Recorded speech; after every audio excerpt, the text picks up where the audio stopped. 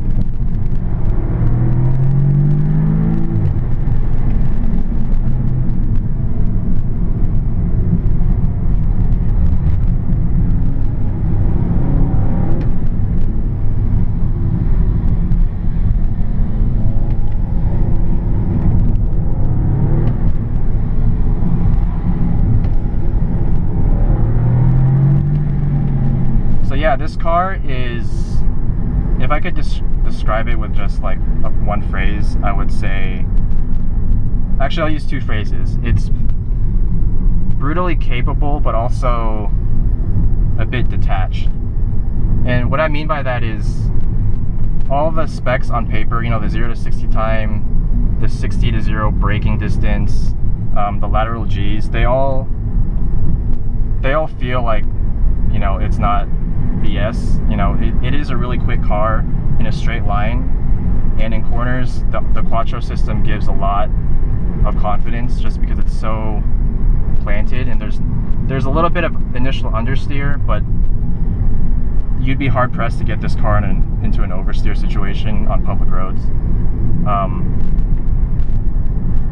And the braking is pretty brutal as well. You just step on the pedal about 50% and the car just like lurches you to a stop. Compared to all the other cars I've driven on my channel so far, this definitely feels like newer and more capable than pretty much everything else. But at the same time, I don't really feel like I'm driving the car, you know, where I'm just having like an actual sense of connection through the steering, through the pedals, with the gearbox. Even though this dual clutch is really great, it is really quick. The downshifts even are almost immediate. You know, not having the clutch pedal and the H pattern shifter, just it detracts a little bit from the overall experience, I would say. But it's not like a deal breaker for the car in any way. It's more the fact that there's just not a great sense of feedback given through the driver inputs. So, you know, the steering contributes a lot to that, and I wish that manufacturers were still able to use hydraulic steering racks.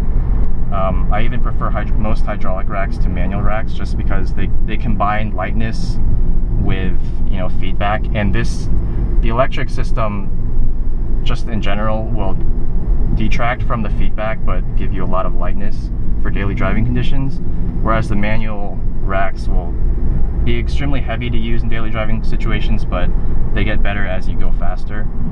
The hydraulic racks are a great compromise between that. In terms of the throttle response, like I said before, there is some initial turbo lag below 3,000, but once you get it into the higher revs, it doesn't really feel that heavily turbocharged. Like, you can still modulate the pedal pretty well. It's not extremely heavily turbocharged like say a WRX or an Evo. So even below 3,000 RPMs, you can still, you know, give it a little bit more pedal travel, and the engine will respond accordingly.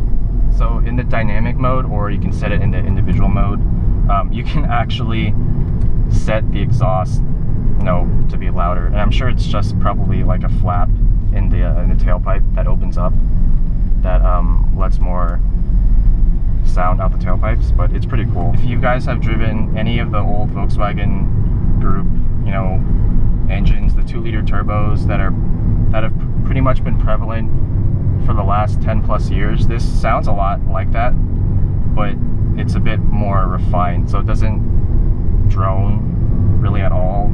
At low speeds you can hardly hear it, but when you put your foot down, it still gives a nice kind of, as you can hear there.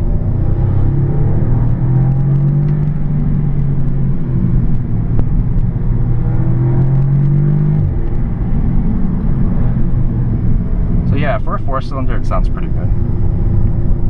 So this car weighs about 3,500 pounds, maybe a little bit less, which is heavy by my standards, you know, compared to the other cars I've driven from the 90s and early 2000s. But by modern standards, 3,500 pounds is pretty light. And with 292 horsepower, it still gives it a pretty decent power to weight ratio. And it still feels adequately nimble in the corners. It's about as nimble as I would want a sport sedan to be. Since this is designed primarily to be a daily driver, it doesn't need to be, you know, extremely compromised and, you know, give up the amenities like, you know, adjustable seats and, you know, having a full leather interior and everything. So I think it finds a pretty good balance between the sporty side and the comfort side. And the suspension really reflects that as well. Even though this doesn't have the magnetic ride damper, so it's not adjustable, it still does a really good job at damping in the corners, or over the bumps rather. So it will soak up the bumps, but at the same time you do feel the bumps. You feel it through the seat of your pants, not really through the wheel like you would in some older cars. But it's good that you can still tell, you know, what kind of road surface you're going over. And there is a hint of body roll in the corners, but it's nothing bad. And with the all-wheel drive system, you don't really have to worry about any kind of oversteer or anything if you enter a corner too quick and you know, you lift off the throttle. The car will come around, but it won't snap, it won't bite you. So now we're going to do a quick uphill run to see if that torque is still able to make this car feel like it's quick on the uphill.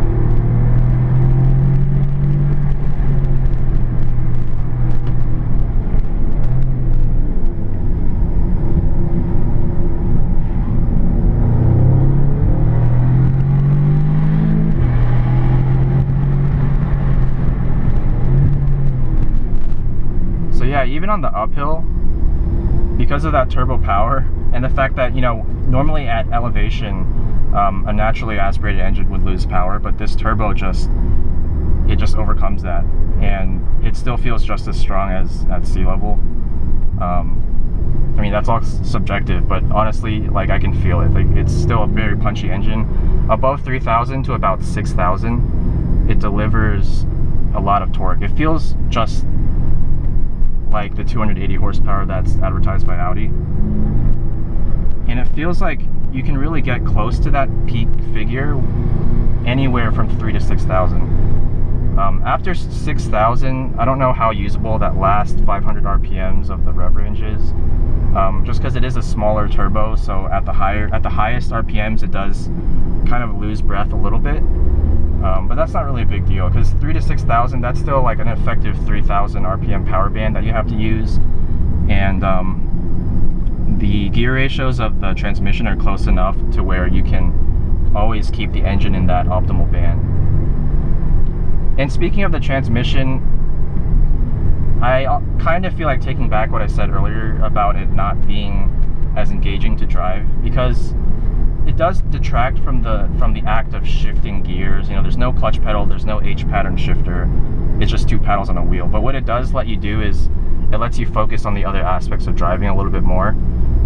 So you can keep your hands on the steering wheel, and that actually makes a huge difference if you're not trying to steer into a corner one-handed while, you know, doing a heel-toe downshift and messing with your feet. And so that it lets the driver focus more on the other inputs, and that actually gives me, at least, a lot more confidence when going into corners, knowing that there's no chance that I'm going to miss a downshift, over rev my engine, you know, burn out my clutch. I just pull this paddle and it shifts for me. And that's not to say I don't still prefer a manual transmission, even though it is slower to shift and more kind of archaic to operate. You know, it's still more engaging for me as a driver, and it gives me more aspects of my driving to work on. But this dual clutch is still pretty fun. It's not like you're driving a full automatic. It still gives you good control over what gear you want to be in, just because it's so quick. So some other cars in this price range and kind of category of being kind of a compact, performance-oriented daily driver would include the BMW M235i, and for a bit more money, there's the CLA 45 AMG Mercedes, and of course there's the Golf R, which is pretty much the same car as this. The chassis, drivetrain, everything's pretty much the same. It just has a Golf interior and a Golf body. All of those cars are really good. So this car is kind of playing in a segment right now in the automotive industry where there's a lot of manufacturers trying to target the same kind of price range and category, and they're all priced around like the $40,000 to $60,000 range. And obviously I haven't driven the other cars in that segment, but at least from the reviews I've heard, you know, the S3 does a pretty good job. I think the M235i is probably the better focused driver's car, just because it is rear-wheel drive. It has a little bit more power than this. Supposedly a more balanced chassis, better steering feel. But at least this car gives me a good baseline as to, you know, what you can get exactly for $50,000 in 2015 if you want one car to kind of do it all, be fun to drive in the canyons, or possibly even the track, but still be a great daily driver. Also, I haven't talked much about this road. I've never been on this road before. This is Latigo Canyon. It's west of LA. There are a lot of different canyon roads down here that I haven't explored yet, but so far this road has been great. I think it's more fun to drive and more forgiving than the roads that I'm used to in the Bay Area. Just because even though it's really twisty, as you can see here, there's guardrails, and you know, even on the opposite side facing the cliff, there's guardrails. So it's a little bit easier to push harder on this road without feeling like at any second you could fly off a cliff. So originally we were planning to go to the Snake, which is kind of a famous section of Mulholland Highway. It's just a little ways up here from Latigo Canyon. It's known as one of the best short driving roads, most technical driving roads in California, possibly in the US. But I just went up there earlier, and there is just so much traffic up there, especially with cyclists. There's not that many cars up there actually, but there's just people walking around filming the motorcycles, like, you know, doing their thing, and it ruined the experience for me. I wasn't able to drive hard on that road at all. So this was kind of the second choice, is Latigo, and it turned out really well because the road is really long, but it's got a lot of really nice twisty technical sections to it.